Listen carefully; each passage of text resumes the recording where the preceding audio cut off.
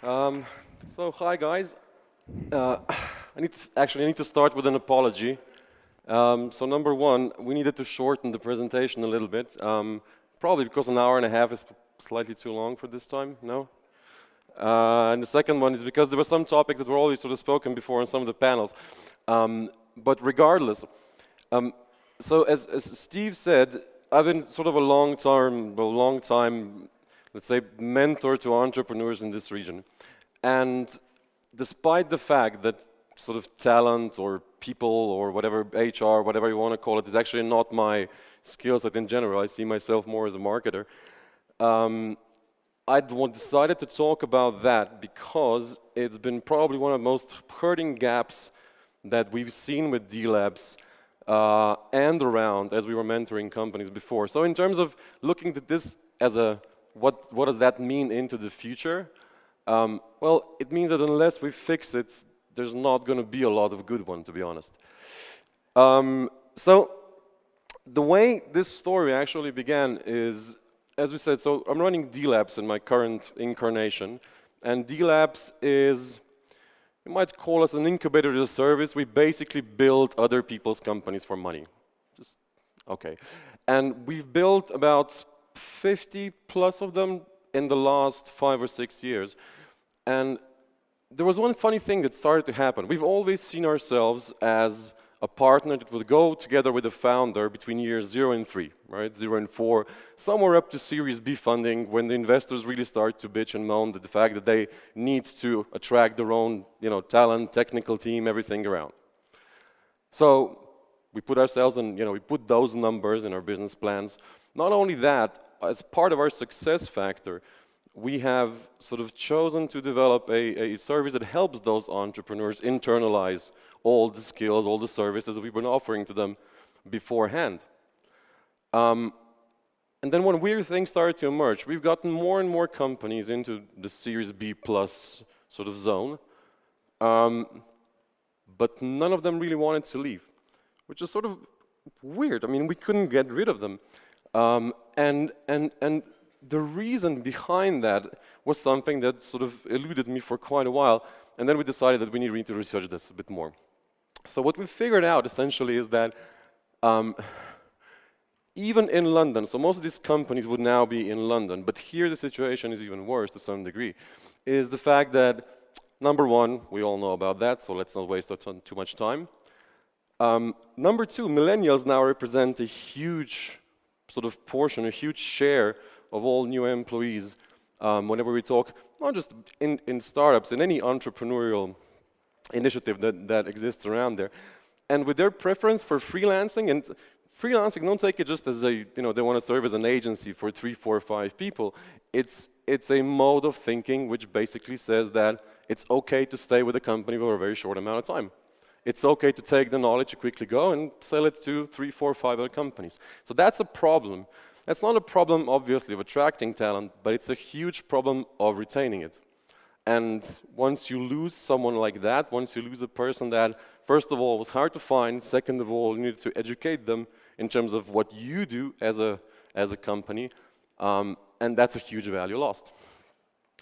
Number three, because of that, obviously, the churn levels in most of these companies are ridiculously high. And when we say churn, churn in these sort of tech companies, I don't just mean about engineering and design. I also mean things that every entrepreneurial company actually needs. So anything connected to growth, slightly more data-driven marketing, growth hacking, anything related sort of outside of just tech, as where we all know that problem exists, is huge. It's massive. And basically what we started to do is we started to put a bit of research into, so what or how are actually companies tackling those problems? Well, we've seen, and mostly in the region, that there is one prevalent strategy. They don't.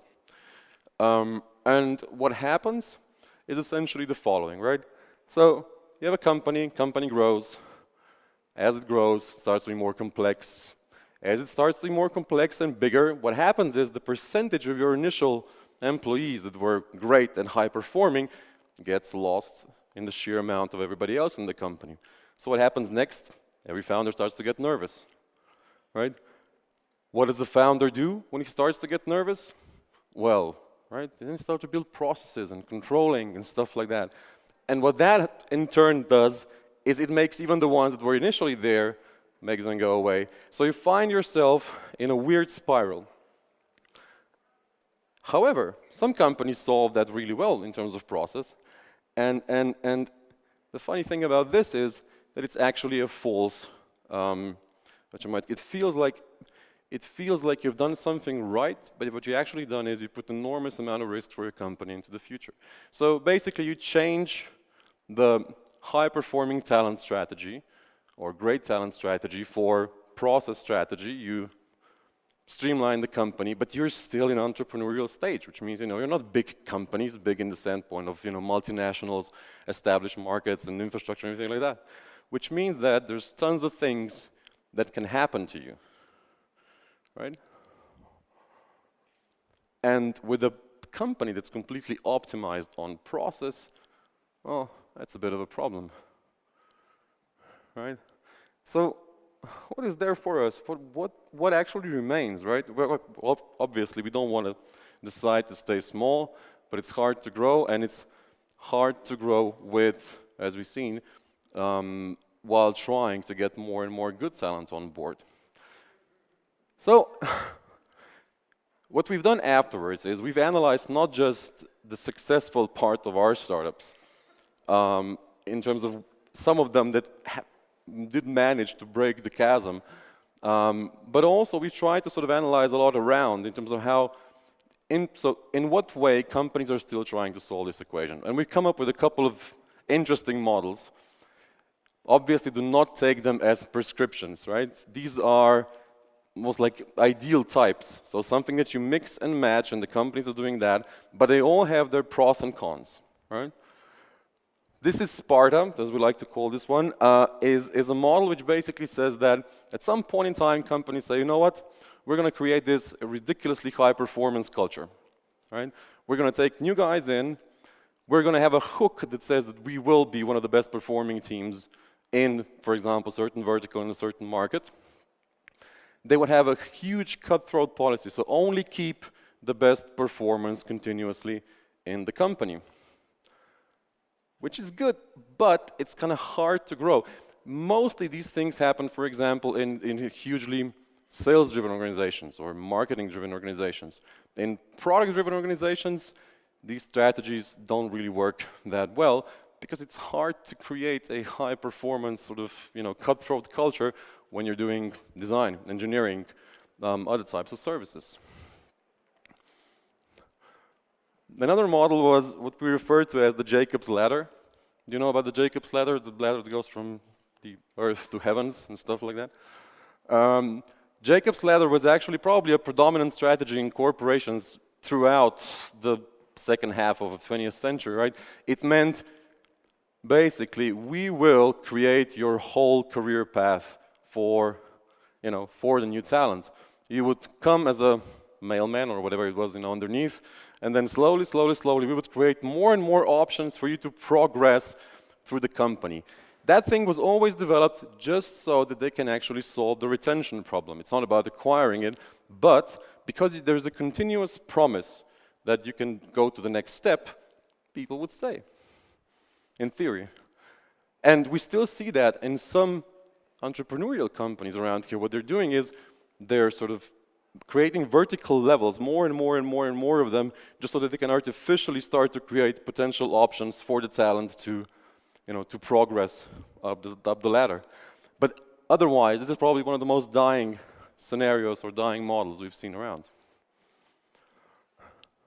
This is what you typically see in tech companies. We call this the kindergarten. And this is one of the most seductive models that companies are trying to mimic, mostly because a lot of Silicon Valley companies are using this. The kindergarten model is a model where a company says to their employees, basically, we will make sure that everything is settled for you to just perform your job without any obstacle out there. So we will create an environment, process, support structures, just so you will prevail. Well, the thing is, that's kind of hard promise to keep, no? So what happens is that those companies, despite the fact that yes, especially for obtaining top tech and stuff like that, that type of talent would be put under enormous amount of scrutiny for every promise or every time something would break. And things break.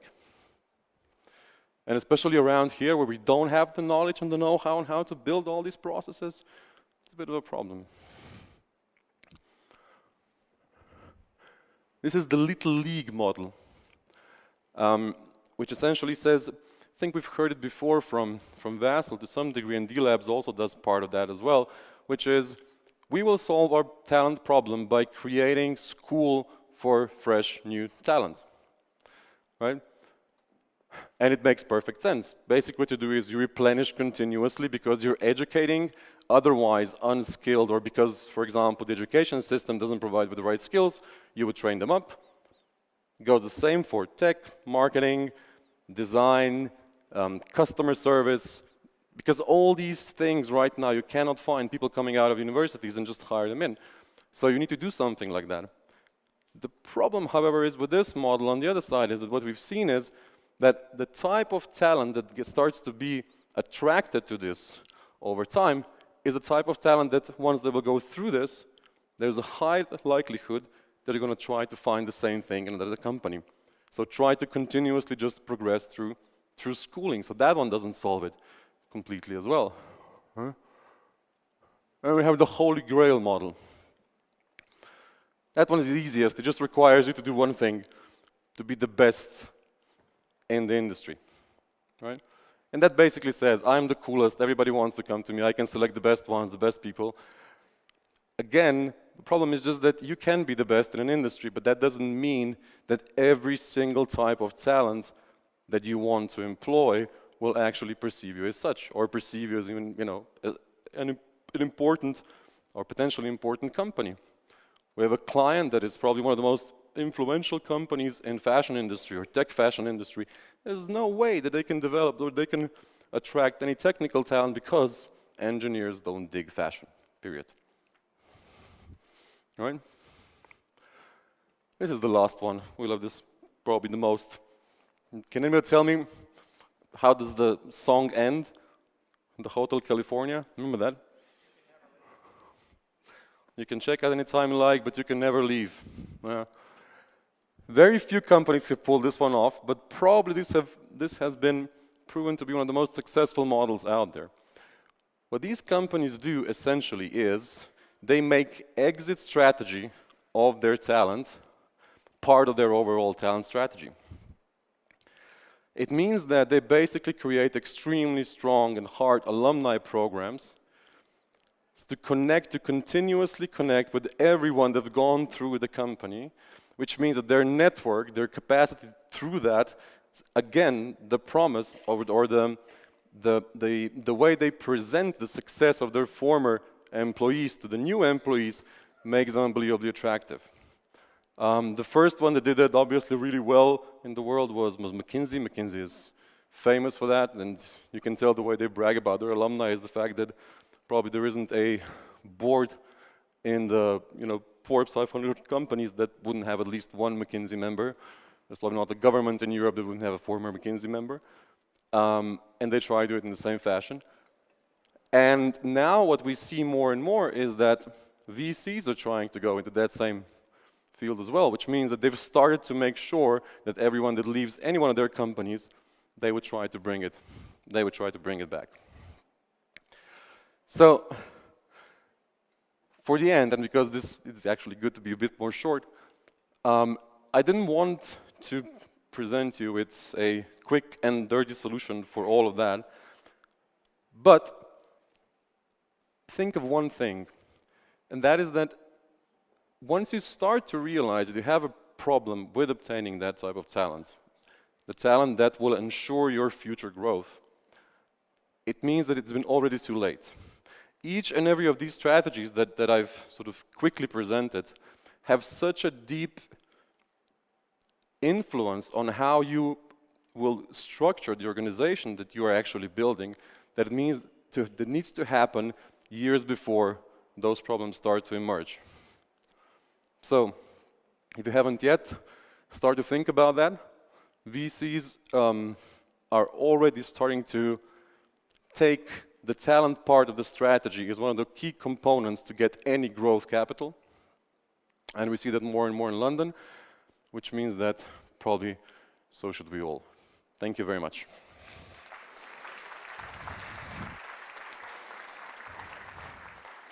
Cool.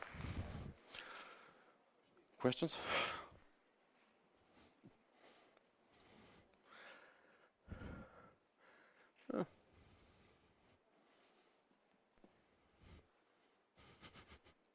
Yeah.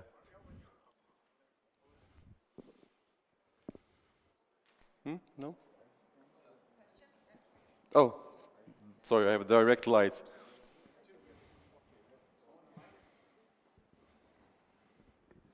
Dragomira Shuleva, Together Sofia, Bulgaria. Thank you very much for addressing the problem of development, because we are all focused in the fast growth, but we cannot grow without people.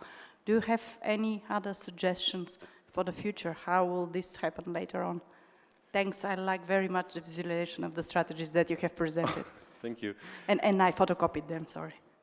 Well, these are actually sort of the prevalent models that we've found that work at least to some extent. You would have a lot of tactical solutions to the talent problems.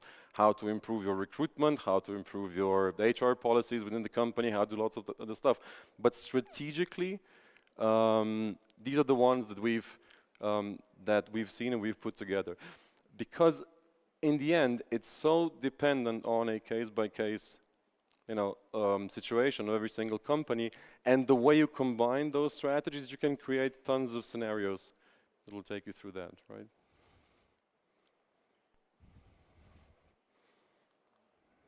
Hello? Okay. Thank you very much, guys, again. Awesome. Yeah, put this on. I'm trading headsets here. So we're coming to the end of our program. Our handsome host and sponsor and coordinator is going to give us the final closing remarks. So I'm going to try to fit this onto Peter. Here we go. What happened to all the headsets? Yeah, well, also disappeared throughout the day. It's not as easy as it Is that clear? Can you hear me now? Perfect. Huh? Yeah, sure. We just wanted to create. Oh, here we go. We wanted to create the suspense. There was one more question. Oh. Yeah? I take it back. It's Way for over Jaka. there. I guess it's a burning question, and they really want to ask Jaka, Sure. and they're dying to do it. So let's do it. Hello, I am Miki, CEO of Creative House from Macedonia. I was thinking about to give equity to my key employees, and what do you think about that kind of strategy?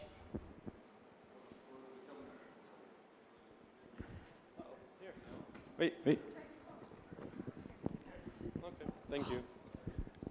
Yeah, well, this is not an optional strategy, I think, anymore. As long as you're actually dealing with businesses where the employees that you are referring to would carry a significant impact on whatever creative, strategic part of what you're trying to develop. So the answer is always yes. Typically there are strategies in terms of vesting, so slowly release portions of equity towards your employees over time so that you can defend your position. But outside of that, it's a de facto standard, I think, for quite a bit of time now. Not just in the Valley anymore, but also in London and throughout the EU.